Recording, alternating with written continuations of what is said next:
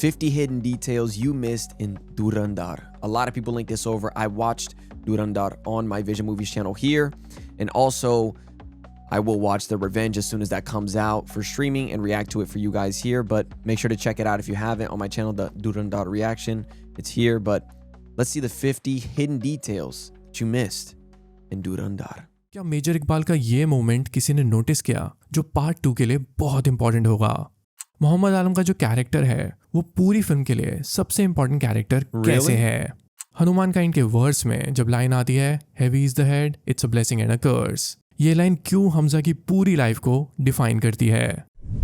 Welcome to social. Dhurandhar की details निकालना अपने आप में एक फन एक्टिविटी बन गई है। धुरंधर से ज्यादा कोई भी ऐसी फिल्म नहीं है जो क्लोजली फैंस ने इतनी नोटिस की होगी, इसलिए सब हैरान हो रहे हैं कि इसमें इतनी सारी हिडन डिटेल्स हैं। सो मैंने 50 डिटेल्स कलेक्ट की हैं जो मैं आपके साथ शेयर करूंगा। और मैं आपको बता दूं कि मैं कुछ भी ओवर एग्जैजरेट नहीं करूंगा कि देखो धुरंधर के टाइटल नेम में ही रन का मतलब है रणवीर, धर का मतलब है आदित्य धर। This is cinema.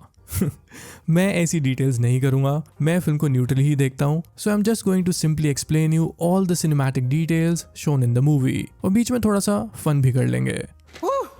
सो मैंने बहुत एफर्ट्स लगाए हैं इस वीडियो पे। 3 हफ्ते से ये वीडियो बन रही है और वीडियो देखते हुए कुछ ऐसी डिटेल्स आपको देखने को मिलेंगी जिनके बारे में आपको पहली बार पता चलेगा। So Dhurandhar fans and movie lovers, this is going to be a really interesting video. So इसको एंड तक जरूर देखना। I'm excited. ये नया हिंदुस्तान है, ये घर में घुसेगा भी और मारेगा भी। सबसे पहले वीडियो शुरू करते हैं द बटरफ्लाई इफेक्ट चैप्टर के एक्सप्लेनेशन से, बिकॉज ये चैप्टर बहुत ही इंपॉर्टेंट है और काफी डीप है। देखो basically the butterfly effect is a chaos theory जहाँ पे एक छोटे से चेंज की वजह से एक बहुत बड़ी कॉम्प्लिकेशन हो जाती है। Yeah, the theory is where like if you were to kill a butterfly, you were to go back in time, kill a butterfly, it would change everything. Like a city could blow up because you did that, because of the series of events, kind of like a domino effect of what would happen if you did that. There was actually a film too where they literally did that, where like he went back in time, he killed a butterfly, and because of that, the launch for like NASA or something blew up because he did that. And when it blew up, they thought they did their job correctly, and I think the film ended like that, where he was like, "What did you do?" He's like, "I don't know," and then he remembered the butterfly that he killed on accident. I think he killed because he went back in time. It's a cool theory, but yeah.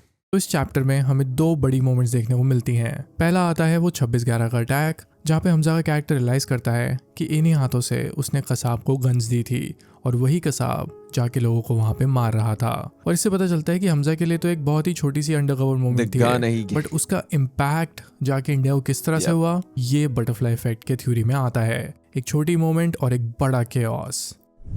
अब इस chapter में जो दूसरी butterfly effect moment है वो है तब जब हमजा वो पाइपलाइन इनॉग्रेशन वाले डेट पे गन्स की डिलीवरी रख देता है। इसी छोटे से चेंज की वजह से वो रहमान डकैत का आखिरी दिन बनने वाला है और रणवीर की ओवरऑल मिशन के लिए एक बहुत बड़ी सक्सेस। इसलिए इस पूरे चैप्टर में इन 2 बड़ी मोमेंट्स को दिखाया जाता है। इसलिए मेरे ओपिनियन में तो बटरफ्लाई इफेक्ट थ्योरी को यहाँ पे बहुत अच्छे से अडैप्ट किया गया है। अब सिंस हम डेट चेंज वाले सीन की बात कर ही रहे हैं तो मेरी एक पर्सनल ऑब्जर्वेशन है इस सीन को लेके। तो जब हमजा ये डेट चेंज करता है तो सभी लोग टेबल पे बैठे होते हैं और नशे में होते हैं। जब डायरी नीचे गिरती है तो मेजर इकबाल को दिखाया जाता है और वो जो डेट्स को लेके कॉन्वर्सेशन चल रहा है उसको भी मेजर इकबाल नोटिस कर रहा होता है। और बाद में जब वो दिन आता है तो पता चलता है कि रहमान डकैत उसी दिन मर गया। तो मुझे ऐसा लगता है कि मेजर इकबाल को ऑलरेडी कहीं ना कहीं हिंट हो चुका है कि हमजा कहीं मिला हुआ है। आई हैव अ फीलिंग कि पार्ट 2 में मेजर इकबाल प्रूव करेगा कि उसने उस दिन ये चीज नोटिस कर ली थी। जब 26/11 का अटैक हमजा सबके साथ देख रहा होता है तो उसे फ्लैशबैक्स आने लग जाते हैं। तो उसमें हमें दिखाया जाता है एक इंसान जिसको पेड़ पे लटका के मार दिया गया है। ये मोस्ट प्रोबेबली जसकीरत के फादर हैं। और इस मोमेंट पे जब वो उनको याद कर रहा है तो उसे ऐसा लग रहा है कि जैसे अपने फादर की उसने जान ले ली हो। अब उसके बाद उसके हाथों के फ्लैशबैक में भी शॉट्स दिखाए जाते हैं और रियलिटी में भी उन्हीं हाथों से उसने कसाब को गन्स दी थी। तो यहाँ पे भी एक बहुत ही अच्छा कनेक्शन एस्टैब्लिश किया गया है कि उसके फादर का खून उसके हाथों पे दिखाया जा रहा है, विच ऑल्सो सिंबलाइजेस कि शायद जसकीरत पे उनकी मौत का इल्जाम लगा था और ये स्टोरी पार्ट 2 में दिखाई जाएगी। ये तो था वो फ्लैशबैक जो फिल्म के बीच में आता है। Almost like he's remembering that feeling of feeling like it was my fault, of when he looks at the blood on his hands, he's like, the blood are on my hands, like I did this. And so he's remembering back to that time when he probably felt like it was his fault for his dad, now feeling like it is my fault for this, and remembering that feeling and kind of connecting the two feelings. But film के starting में भी जब हमजा पाकिस्तान आता है तब भी उसे एक फ्लैशबैक आता है जहाँ उसके फादर को कुछ लोग बहुत ही बुरी तरह से ड्रैग करके लेके जा रहे होते हैं। और अगर आप इसको क्लोजली नोटिस करो तो पीछे फांसी का फंदा नजर आ रहा है। तो ये सीन जब पार्ट 2 में आएगा तो बहुत ही सैड सीन होने वाला है और आई थिंक बहुत सारी ऑडियंस इस सीन को देख के शॉक हो जाएगी। अब हमने जसकीरत के फादर के तो कई डिटेल्स यहाँ पे देख लिए हैं, बट जसकीरत की मदर को भी दिखाया जा रहा है कि उन्हें भी इसी तरह से ड्रैग करके लेके जा रहे हैं कुछ लोग। Oh my और बाद में जब gosh. 26/11 के सीन के बीच उसे दोबारा फ्लैशबैक आता है तो वहाँ पे भी वो अपनी मदर का फेस देखता है जहाँ वो रो रहे होते हैं और कुछ ना कुछ भी उसकी मदर के साथ तो बुरा हुआ होगा जो आदित्य धर ने पार्ट 2 के लिए बचा के रखा है। जब भी ये सीन आएगा तो आई थिंक ऑडियंस इस सीन को देख के बहुत ही सैड होने वाली है और आई थिंक कुछ ट्रिगरिंग सा भी इस सीन में दिखाया होगा। By the way, can we just appreciate Ranveer's acting there too? Like of when that bombing happened, his reaction of like, you know, like being so unbelievably guilty. It was like the most perfect, like kind of guilty and terrifying look on his face that I've ever seen, man. His acting is so good. जो and credits में montage आता है जसकीरत की back story का। यहाँ आप ध्यान से नोटिस करना कि जसकीरत अपने पेरेंट्स का बदला लेता है। Look at this shot closely. यहाँ पे वो उसी खेत में जा रहा है जहाँ उसके फादर को मारा था और अब वो वहाँ पे ही खड़ा है और बंदूक से किसी को मारने वाला है। सिमिलरली दूसरे शॉट में आप अगर यहाँ पे देखो तो एक आदमी बुरी तरह मरा हुआ है। इतने सारे ये चीजें इसके अंदर घुस चुकी हैं। सो इट मीन्स कि धुरंधर पार्ट 2 में बदला सिर्फ पाकिस्तान में ही नहीं बल्कि जो जसकीरत की पास्ट लाइफ में हुआ है वहाँ पे उसने कैसे बदला लिया ये भी दिखाया जाएगा। अब जो नेक्स्ट डिटेल है ये सोशल मीडिया पे वायरल है कि भाई क्या डिटेल बनाई है। सो यहाँ पे हमजा और उजैर के गन पकड़ने का तरीका देखो। अब ये चीज आदित्य धर ने खुद स्टोरी में एक्सप्लेन की थी कि हमजा एक ट्रेंड स्पाई है तो गन के ट्रिगर पे उसका हाथ नहीं रहता है। He only pushes the trigger when it's necessary. अब उसी के साथ उजैर खड़ा है जो एक गुंडा है। उसका हाथ ट्रिगर पे ही रहता है because he doesn't care about pushing the trigger. वो 2 बार सोचता भी नहीं है। और इस डिटेल को सुन के सब लोग हैरान हो गए थे। सब लोग कह रहे थे वाओ आदित्य धर जी दिस इज सिनेमा। और सिंस आदित्य धर ने इस चीज को अप्रूव भी किया था कि हाँ जी मैं यही चीज करने की कोशिश कर रहा था, यही पॉइंट ऑफ व्यू दिखाना चाह रहा था, तो लोग थोड़ा और भी हाइप्ड हो गए। Then cut to next shot. Uzair की फिंगर भी उसी पोजीशन में आ जाती है जैसे हमजा की है। तो क्या मतलब उजैर भी स्पाई है? रहमान डकैत और उजैर जब पहली बार हमजा को हॉस्पिटल में मिलते हैं तो वो उससे वहाँ पे पूछता है कि तू कहाँ से आया है। तो हमजा बताता है कि वो कैटा से आया है, पर उसके बोलने का एक्सेंट बिल्कुल चेंज हो जाता है। कहाँ से? खरूटाबाद कहता। ऐसा इसलिए क्योंकि हमजा दिखाना चाहता है कि वो ओरिजिनली उधर से ही है और इसलिए वो अपनी ऑथेंटिसिटी दिखाने के लिए वो वहाँ के एक्सेंट में बोलता है जिससे किसी और को कोई और बात पूछने की जरूरत ही नहीं पड़ेगी। अगर आप पंजाब से हो तो पंजाब को अगर थोड़ी ठेठ पंजाबी में बोल दो कि मैं पंजाब से हैगा जी, तो लोग मान ही जाएंगे कि आप पंजाब से ही हो। जब हमजा लियारी में आता है तो उसको गुंडे घेर लेते हैं जिसके बाद उसे वो मारने लग जाते हैं। एक टाइम पे उसका डिफेंस मैकेनिज्म बाहर आ जाता है और वो सबको बहुत बुरी तरह मारने वाला होता है। बट वो उसी वक्त रियलाइज करता है उसके जो कॉम्बैट स्किल्स हैं जो उसने एज अ स्पाई सीखे हैं उनको यहाँ पे नहीं दिखा देना चाहिए। Yo, this I literally noticed this detail. I mentioned the detail when I was watching it. I was like, oh, he can't show it yet.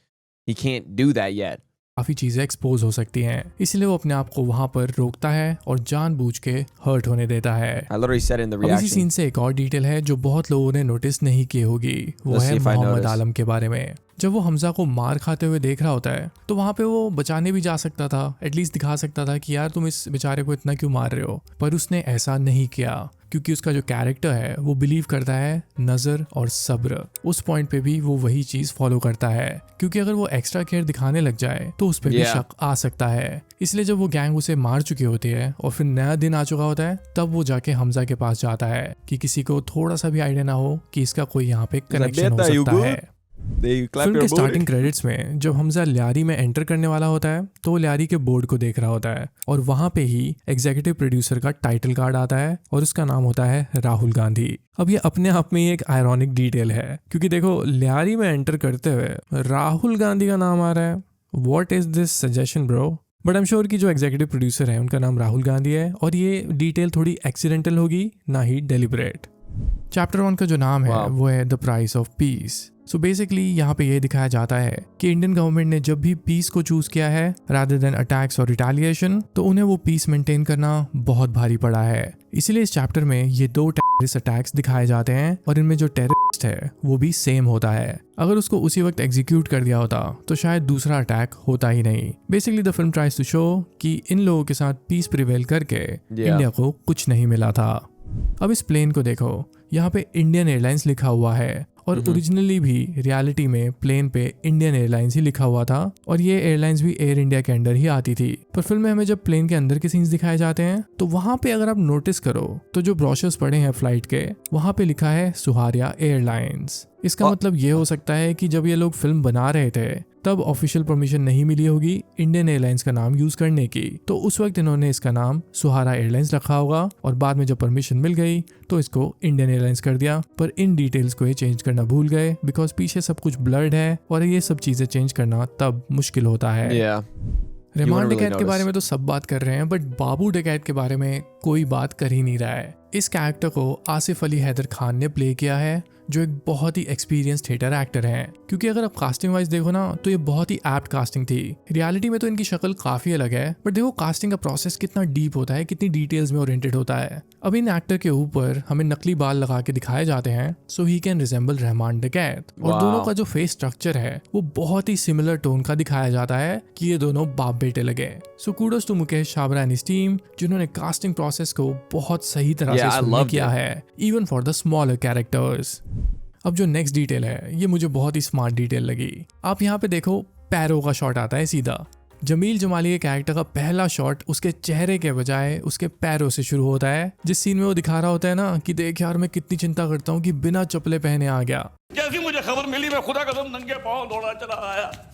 सो इस कैरेक्टर का पहला शॉट ही एक झूठ और मैनिपुलेशन वाले एंगल से शुरू होता है। इससे हमें बता दिया जाता है कि ये कैरेक्टर कभी भी कुछ भी झूठ बोल सकता है और बहुत बड़ा ड्रामेबाज है। Yo, incredible too, because they also let you feel that, and maybe you may not say it, but subconsciously, even when I was watching, I didn't say this like I did the other one where I said about how he stopped fighting for a reason. I said that out loud, but subconsciously, I was also thinking, I was like, man, this guy, like something about him, I just don't trust this guy, right? I don't know if I actually did say it during the reaction here on the channel, but I do know for a fact that I felt that way because of everything he did. It just felt very manipulative, the way that he went about things. Opinion, this was a perfect introduction for Jamil Jamali. अब ये जो detail है ये screen play से related है तो ज़्यादा लोगों ने नोटिस नहीं की होगी। जब हमजा जमील जमाली को ब्लैकमेल करता है और बताता है कि उसकी बेटी एक तरह से उसके पास किडनैप्ड है, तो नॉर्मली अगर देखा जाए तो एक फादर को अपनी डॉटर की सबसे ज़्यादा चिंता होनी चाहिए ना, तो उसकी फर्स्ट प्रायोरिटी तो वो होनी चाहिए। पर यहाँ पे जमील जमाली का कैरेक्टर देखो आप, उसको पहले पॉलिटिकल करियर की चिंता है और फिर उसकी डॉटर की। यहाँ पे सीन देखो किस सीक्वेंस में ये बात बोलता है। अगर ये वीडियो बाहर आ गया ना तो मेरा करियर भी बर्बाद हो जाएगा और मेरी बेटी भी काम चल जाएगी। It is a deliberately added dialogue to show us कि उसका कैरेक्टर किस तरह से पॉलिटिक्स को फर्स्ट प्रायोरिटी मानता है और अपनी डॉटर को सेकेंडरी। अब इस सीन में जब हमजा रहमान डकैत को एडवाइस करता है कि वो अपने लोगों के साथ धोखा कर रहा है क्योंकि उनको वो गन्स बेच रहा है, तो यहाँ पे पहली बार रहमान और हमजा के बीच कॉन्ट्रडिक्शन होता है और रहमान कहीं ना कहीं उस पर थोड़ा ट्रस्ट भी खो देता है। तभी वो उसे धक्का मार के अटैक करने लग जाता है और कहता है कि साले तू मुझे बताएगा, मुझे सिखाएगा मादर, मुझे सिखाएगा मादर। तो बेसिकली हमजा के लिए सिचुएशन सही नहीं रहती है। अब उसने रहमान डकैत का ट्रस्ट थोड़ा बहुत तो खो दिया है। अब उसको फुल प्रूफ करने के लिए उसको आगे कुछ ना कुछ ऐसा करना होगा जिससे उसकी लॉयल्टी पे कोई सवाल ना उठाए। सो इस सीन को यहाँ पे डेलिबरेटली डाला गया है क्योंकि आगे जो आने वाला चैप्टर है उसको एक मीनिंग मिल पाए। सो अब बात करते हैं चैप्टर द डेविल्स गार्जियन की। अब यहाँ पे जो पिछला सीन मैंने डिस्कस किया उसका आउटकम देखने को मिलेगा। सबसे पहले तो द डेविल्स गार्जियन का मतलब है कि डेविल को भी गार्जियन की जरूरत पड़ती है। He also needs a protector और यहाँ पे डेविल रहमान डकैत है और गार्जियन हमजा है। सो जब रहमान डकैत को इनकाउंटर के लिए लेके जाया जा रहा होता है तो ये तो एक तरह से हमजा के लिए काफी सही बात है कि एक दुश्मन मरने वाला है, पर To नहीं, redeem himself रहमान almost. डकैत और हमजा के बीच इससे पहले कॉन्ट्रडिक्शन हुई होती है, तो एक ट्रस्ट का इशू है। तो इसलिए हमजा अपने मिशन के लॉन्ग रन फायदे के लिए यहाँ पे उसका गार्जियन बन जाता है। रहमान डकैत को बचा के वो अपनी लॉयल्टी प्रूव कर देता है, तो इसके बाद रहमान डकैत और उसकी गैंग उस पर Yep. कभी शक नहीं करेगी। इसीलिए इस चैप्टर का नाम the devil's guardian Wow, yeah. दिया गया है। Didn't even और ये realize जो that. डिटेल है ये काफी फनी है। चौधरी असलम को जब जमील जमाली का फोन आता है तो उसे वो सुअर कह के बुलाता है। अभी अभी 3 सुअर देखे, एक और को देखने की तमन्ना थी, इतने में आपका फोन आ गया। बट इसी सीन में शायद लोगों ने नोटिस Yeah, yeah. ना किया हो No, I think I कि noticed असलम this. के फोन पे जमील जमाली का नाम लिखा हुआ है सुअर जमाली। इस तरह से उसने उसका कॉन्टैक्ट सेव किया हुआ है। Wait, what? रहमान डकैत का जब I कसाई didn't नुमा notice. मौत I वाला didn't डायलॉग notice. आता Never है तो उसके सामने मेजर इकबाल बैठा होता है। तो बेसिकली इस डायलॉग से रहमान डकैत अपनी पावर दिखा रहा होता है कि देखो मैं कितनी बुरी तरह मारता हूँ। पर सिंस वो मेजर इकबाल को पहली बार मिल रहा है तो उसे शायद आइडिया नहीं है कि मेजर इकबाल भी एक बहुत ही वॉयलेंट इंसान है, उसकी मौत भी कसाई नुमा से भी कुछ ज्यादा ही होती है। सो इसलिए जब मेजर इकबाल उसकी बात सुनता है तो कहीं ना कहीं उसके चेहरे पे हैरानगी नहीं बल्कि एक स्मर्क होता है कि basically he is trying to say यार तू मुझे सिखाएगा मौत के बारे में। अब बात करते हैं Yeah. इस एप्पल खाने वाले कैरेक्टर की जिसका नाम लुल्ली है।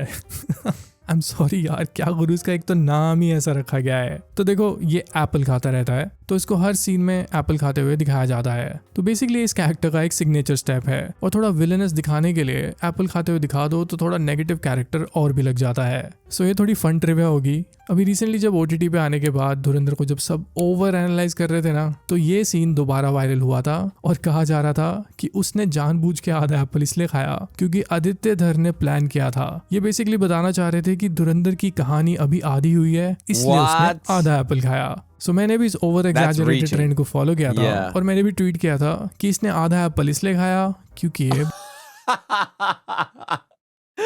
No. Okay, no. Now we're reaching, bro. We're reaching too far. Bisexual ये- है। He loves half of the men, half of the women. I'm just kidding basically. देखो on a serious note, Apple इस character का एक signature part Yeah, है it's और जब just- Hamza इसको मारता है ना तो उसके मुंह को भी वो एप्पल से ही बंद करता है। तो कहीं ना कहीं Yeah. Life came full circle for लुली द कैरेक्टर। हमजा की पर्सनालिटी का एक सीन जिसमें वो कहीं ना कहीं अपनी एक पोएटिक साइड रिवील कर देता है Yeah. जिससे उसके पास का भी पता चल जाता है। वो बेसिकली फ्लो में यालनी से कह देता है कि उसका पोइट्री में भी इंटरेस्ट था और वो इन 4 पोइट्स के नाम लेता है, मीर, फैज़ अहमद फैज़, इकबाल, मिर्ज़ा गालिब। अब ये बस मेरी पर्सनल थ्योरी है, किसी और ने शायद ये चीज़ नोटिस भी ना की हो। देखो वो ओरिजिनली पंजाब से है और मैं खुद पंजाब से हूँ और मैं भी पोइट्री में इंटरेस्ट रखता हूँ। सो अगर कोई पंजाब में पोइट्री करता है ना तो उन्हें इन 3-4 पोइट्स के बारे में तो डेफिनेटली पता होता है। सो इस सीन के थ्रू जसकीरत ने अपने बारे में एक ऐसा हिंट दे दिया हो जो उसकी अर्ली लाइफ से Yeah. कनेक्टेड था, उसकी स्पाइंग लाइफ से नहीं। मगर शायरी का भी शौक रखता हूँ। मीर, फैज, इकबाल, गालिब। अब ये सीन देखो, Wow. यहाँ पे हमजा Didn't even कौन से realize. जूस का नाम लेता है। दे दीजिए ऑरेंज जूस।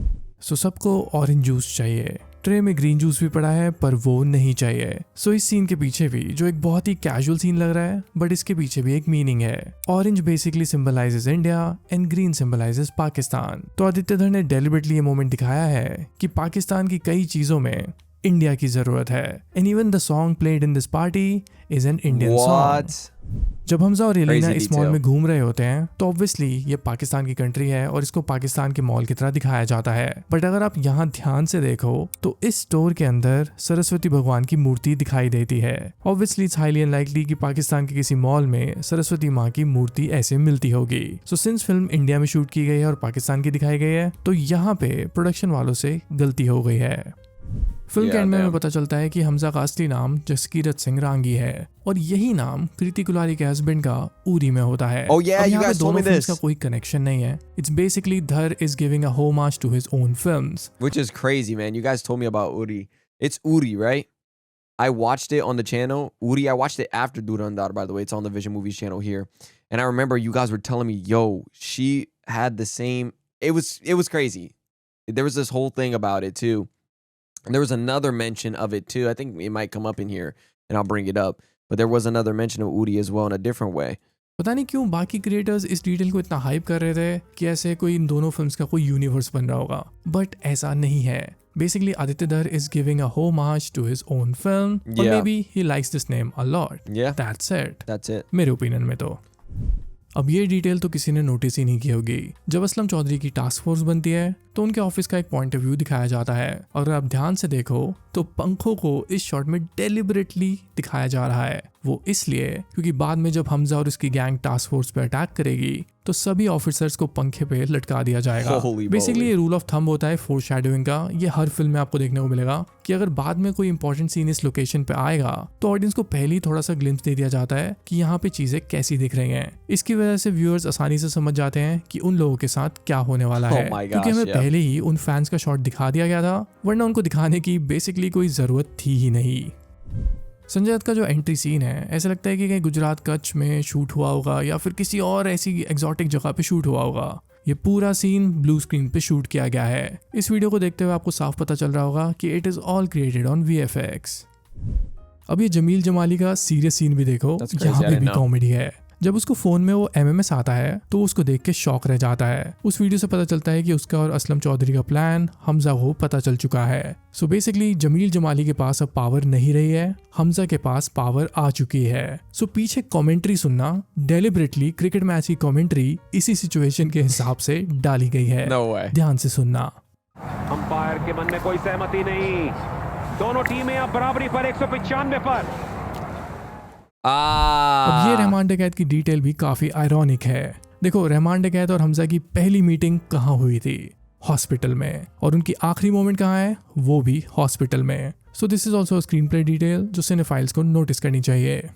इस सीन में जब पहली बार Yeah. हमजा इस चेयर को देखता है तो उजैर उसे बताता है कि ये सिर्फ एक गद्दी नहीं है, ये तख्त है, जिसके लिए रहमान भाई ने बहुतों के अंदर सुराग किए हैं. बेसिकली बहुत लोगों को उन्होंने मारा है. ये सीन अब पूरी फिल्म के लिए काफी इंपॉर्टेंट है क्योंकि हमजा इनडायरेक्टली इसी तख्त पे पहुंचना And you चाहता see him है. in that chair in इसलिए जब music वो रहमान videos. डकैत को मार देता है तो उसी चेयर पे बैठे हुए उसे Yep. दिखाया जा रहा है. ये वही चेयर है जिसपे एंड में हमजा बैठ के घर में घुस के मारेंगे वाला डायलॉग बोलता है.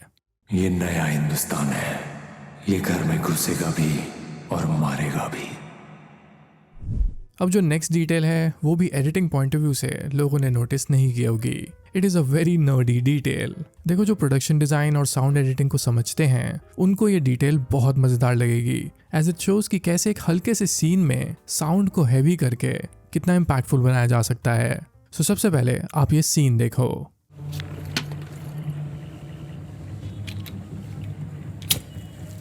Ooh, और yeah. अब ये सीन देखो जहाँ पे एक छोटी सी साउंड चेंज हुई है. Ooh. कुछ नोटिस किया आपने? अगर नहीं किया It gets तो मैं almost बताता closer, हूँ. louder. यहाँ पे नोटिस करने वाली चीज है लाइटर की साउंड.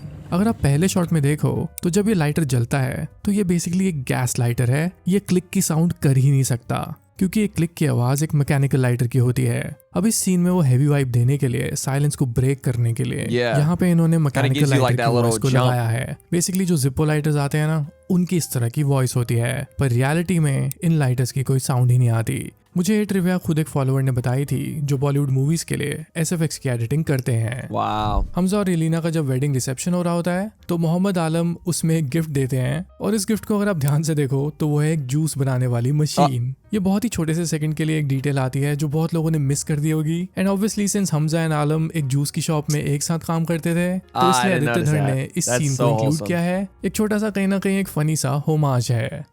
यहाँ पे संजय दत्त की Oh, कार का नंबर that's so dope. 69 लिखा है, लिटरली 69L. तो यहाँ पे आदित्य धर ने थोड़ा चीकी ह्यूमर किया है.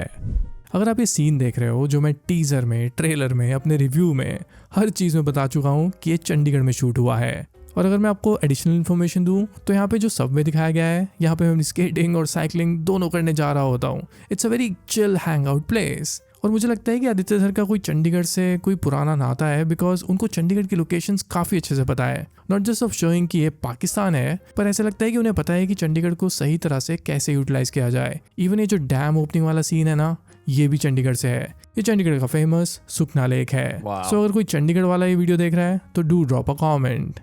अब बात करते हैं wash my but tea shop की. I जब watched हमजा it. और Yeah, I saw आलम इस this one. शॉप में जा रहे होते हैं तो शॉप का नाम तो देखो यार, वॉश माय बट। यहाँ पे Yeah, bro. I already. As soon as I saw this, I instantly read. I was like, "Wash my butt." Y'all can see that. I instantly noticed that as soon as it came up. I instantly saw "wash my butt," and I was like, "All right, bro." Deliberately Pakistan के names की थोड़ी मौकरी हुई है। Basically it suggest wash my but. तभी camera angle tilt करके दिखाया जाता है कि आप लोग नोटिस कर पाओ और थोड़ा हंस पाओ। And also to add to the meme history, इसके अलावा इससे एक मीम हिस्ट्री भी जुड़ी है। एक अकाउंट का जो यूजर था उसका नाम था वॉश माय बट। अब किसी ने इसको रिप्लाई किया था वॉश इट योरसेल्फ। तो ये Yo, meme that's बहुत what y'all commented too when I said it. I was like, "Wash my butt," and y'all were like, "Wash it yourself." I was like, "No, you wash it for me, bro." Viral हुआ था और इसी pop culture reference को यहाँ पे रखा गया है।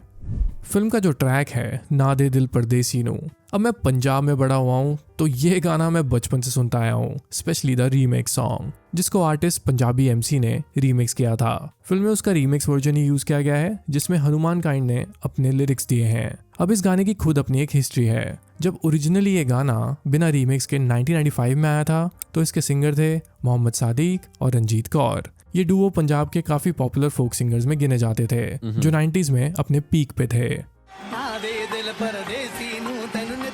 So dope, bro. अब इसी सॉन्ग को लेके एक और डिटेल जो गेमर्स को काफी पसंद आएगी। अगर आपने फार क्राई 4 खेली है तो उसमें ये सॉन्ग Cry आता 4, है। oh वहाँ पे जब ये yeah. Mission full stealth mode पे जाता है तब ये गाना आता है। ये ट्रिविया वैसे आजकल बहुत पॉपुलर चल रही है पर कोई भी इसके बारे में आगे एलैबोरेशन क्यों नहीं दे पा रहा है। बिकॉज अगर फार क्राई 4 आपने खेली हो तो मेन रीजन इस गाने का आने का उस गेम में इसलिए है कि पूरी गेम इंडिया में ही सेट है। उन्होंने पूरी गेम का जो वर्ल्ड है एक फिक्शनलाइज इंडिया की तरह दिखाया गया है और जब हम इस लेवल पे पहुंचते हैं तो यहाँ पे ना दे दिल परदेसी नू गाना आता है। It is only logical to show such a gangster track in this mission. Yep. 2611 का जब अटैक हो जाता है तो पीछे आप न्यूज़ के कुछ क्लिपिंग सुनते हो, कुछ आवाज़ आ रही होती है और ये आवाज़ किस न्यूज़ एंकर की है? Which shocked many. He was carrying an AK-47 in his hand. Look on his face really told the story there. A young man in a t-shirt with a sling on his. यहाँ पे reality में जो अर्नब गोस्वामी ने तब news read की थी उसको यहाँ पे फिल्म में दिखाया जाता है। अब बात करते हैं इस सीन की जहाँ हमजा आलम के पास आता है 26/11 के अटैक के बाद। यहाँ पे वो बहुत गुस्सा होता है और रिवेंज लेने की ठान लेता है तो वो 4 लोगों के नाम लेता है, इकबाल, खनानी, मीर और भुट्टोवी।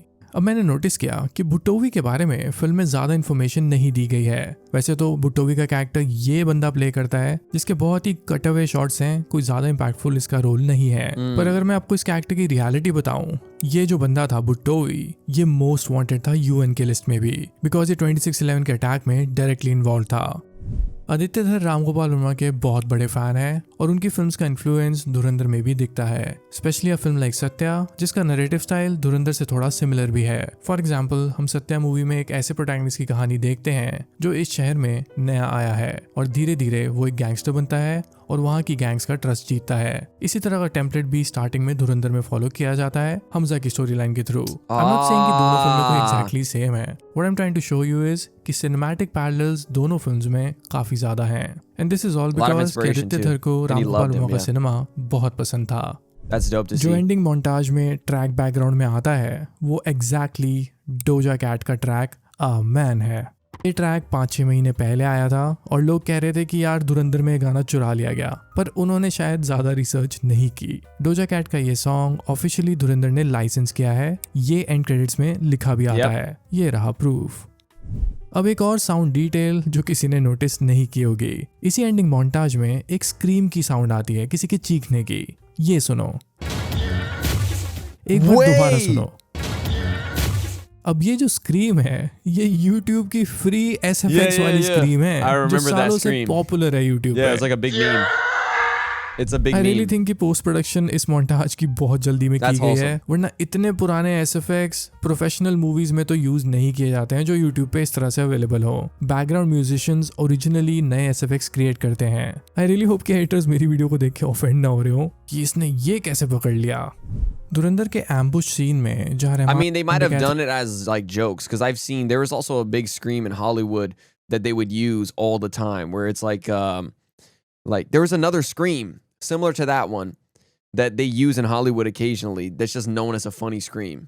It's not like that. I don't think they messed it up. They probably did that on purpose as a joke. to like see if you remember, because that is a big meme, especially in Hollywood movies. Like that scream is a meme. So to me, I don't see it as a mess up as much as I see it as like, oh, he just thought it was like, let me put in this little meme that everyone knows this scream, you know? Create करते हैं. I really hope कि haters मेरी video को देख के offend ना हो रहे हो कि इसने ये कैसे पकड़ लिया. धुरंधर के एम्बुश सीन में जहां रहमान डकैत रियलाइज करता है कि हमजा उसे धोखा दे रहा है, तो उस सीन में बैकग्राउंड में this was ना दे दिल crazy. परदेसी नू गाना प्ले होने लग जाता है. अब इन लिरिक्स का मतलब भी बड़ा इंटरेस्टिंग है. अपना दिल किसी परदेसी को, मतलब बाहर वाले को मत दे, वरना तुझे रोज रोज रोना पड़ेगा. ये लाइंस पूरी तरह से सूट करती हैं रहमान डकैत और हमजा की सिचुएशन को. यहाँ पे हमजा परदेसी है जिसपे रहमान डकैत पूरी तरह से ट्रस्ट कर चुका है, एक तरह से अपना दिल दे चुका है. इसलिए ये सॉन्ग यहाँ पे प्लेस किया गया है. Wow. इसके बाद गाने में हनुमान काइंड के लिरिक्स आते हैं और वो लाइंस तो और भी हार्ड हैं और उनके पीछे भी एक मीनिंग है. So his lines go like this. I'm a king far from a saint, they call me a bad man, that's a effing good thing. Okay, Yeah. so sorry गाना पड़ा, but yes, ये भी reference है हम. Yo, yeah, I love that line too. And you see it in is like, I'm a king, but I'm far from a saint. Call me a bad man, that's a fucking good thing. A saint, they call me a bad man, that's a effing good thing. Okay so sorry गाना पड़ा, but yes ये भी reference है हमजा के character को. Basically ये lines कहती हैं कि yes he is the king, चाहे दूसरे लोग उसे बुरा कहते हो पर कोई फर्क नहीं पड़ता. और आगे जाके ये 3 लाइनें और भी इंपॉर्टेंट है. Yeah, made it अब ये even जो more वर्स cool. है ये हमजा की हिस्ट्री के बारे में है, जहाँ लिरिक्स में रेफरेंस दिया गया है कि तुझे पता है कि मेरी हिस्ट्री क्या है, कि मैंने क्या क्या चीजें की हैं और अब जो मैं कर रहा हूँ वो पहले से भी बुरा है. ये तो थे 2 लाइंस की मीनिंग. इसके बाद जो तीसरी लाइन है उसमें heavy is the head, blessing is the curse. So this means कि हमजा के लिए ये कर्स है, बिकॉज हमजा एक तरह से स्पाई तो है ही, बट एक मर्सीलेस किलर भी है जिसको यूज किया जा रहा है. He was already a jail convict जिसकी पूरी लाइफ जेल में जाने वाली थी और वो मर भी Yeah, जाता. I was बट अब literally जो वो saying that यहाँ पे too. कर रहा है वो शायद उसके लिए उससे भी बुरा है. पर अब इस मिशन के लिए वो जेल से बाहर है. It's in a way a blessing, but अब इस मिशन के लिए जो चीजें उसे करनी है it's a curse as well, because लोगों को मारना इतना आसान तो नहीं Yep. होता किसी के लिए भी. सो कहीं It's ना कहीं really लिरिक्स के थ्रू difficult. हमजा की माइंड स्टेट को हमें बताया जा रहा है. अब बात करते हैं 11 हुआ सॉन्ग के लिरिक्स की, जिसको इरशाद कामिल ने लिखा है. अब जो इरशाद कामिल है वो सिर्फ स्टोरी से रिलेटेड लिरिक्स ही लिखते हैं, and obviously this is the number 1 quality of a good lyricist in Bollywood. Yep. एक लिरिसिस्ट को फिल्म की कहानी पता होनी चाहिए जिससे वो सॉन्ग्स के लिरिक्स को अच्छे से फॉर्म कर पाए, उनमें कोई मीनिंग निकल पाए. तो इस गाने में जो लिरिक्स आते हैं कि तेरी मोहब्बत में जलना भी है और तुझसे बच के चलना भी है. सो दिस मीन्स कि हमजा को यलीना से प्यार भी करना है और छुपना भी है, because obviously he is a spy. फिर आगे जो लाइनें आती हैं, मेरी जन्नत का रास्ता तू ही तू है. सो ये थ्योरी काफी पॉपुलर हो रही है कि कहीं ना कहीं यालिना की वजह से या यालिना को बचाने के लिए हमजा मर ना जाए. सो Oh लेट्स my सी कि पार्ट 2 gosh. में क्या होता है. बट इन दोनों की लव स्टोरी के अराउंड पार्ट 2 में तो कुछ बहुत ही सीरियस होगा. Please, फिल्म में no. बड़े साहब का भी मेंशन होता है और इस कैरेक्टर को अभी तक रिवील नहीं किया गया है. He is basically going to be the boss of all these criminals. सारे ये जो अटैक्स और इलीगल एक्टिविटीज दिखाई जा Yep. रही हैं उसमें इसका कंट्रीब्यूशन डेफिनेटली होगा. हमजा की डायरी में भी इसका नाम बड़ा बड़ा लिखा हुआ है. सो इट इज स्पेकुलेटेड कि जो बड़े साहब का ये जो कैरेक्टर होगा ये दाऊद इब्राहिम का होगा. धुरंधर को जब लोगों ने थिएटर में देखा था तो उसके एंडिंग क्रेडिट्स में ये चीज नोटिस हुई थी, जहाँ पे बड़े साहब के आगे दाऊद इब्राहिम लिखा हुआ है. जब नेटफ्लिक्स पे रिलीज हुई है तो उन्होंने ये चीज चेंज कर दी है.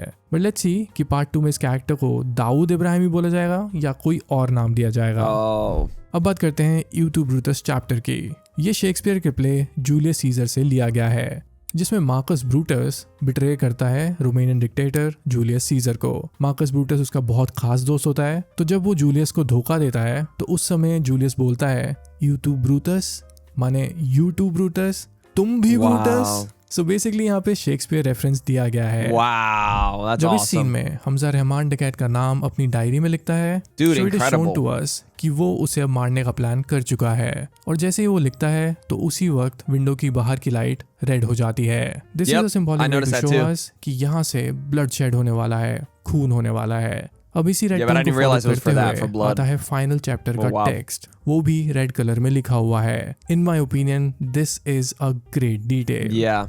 फिल्म का जब टीजर आया था तो उसमें राथ ऑफ गॉड का टैग रणवीर के कैरेक्टर को Oh, दिया गया था. अब That इस- is Uri, right? Isn't that a Uri reference? It is, right? Let me know. I watched Uri on the Vision Movies channel here, and I remember this. This is one of the references to it too, tag right? के पीछे भी एक meaning है। सबसे पहले तो wrath of God का मतलब होता है anger of God. Basically when Yeah. the gods get angry, they punish for everything. Yep. और ये एंगर हमेशा एक पर्पस के साथ होता है, जैसे कि दुनिया का खत्म हो जाना या बुराई का मिट जाना। सो wrath of God टैग के थ्रू रणवीर के कैरेक्टर को बिल्ड किया जाता है कि वो इंडिया का बदला, अपना खुद का बदला इन सब से लेगा, और वो ऐसा बदला लेगा कि जिसको देख के वापस कोई वो चीज करने की कोशिश भी नहीं करेगा। इसलिए फिल्म के पार्ट 2 में हमें रणवीर का wrath of I God can't वाला wait. एंगल जरूर देखने को मिलेगा। I gotta see It's it. going to be brutal.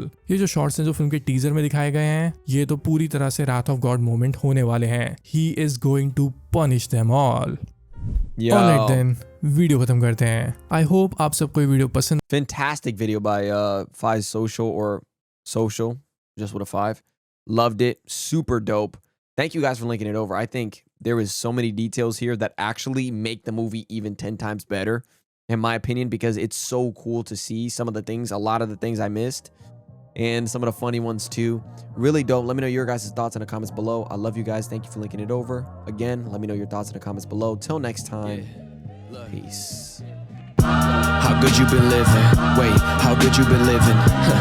I've been living too good for you. I've been living too. Did what I did and I do it again. Every move that I make, I ain't feeling repent. Nobody believes to believe it's a friend, and you question your moves like you really won't end. Really?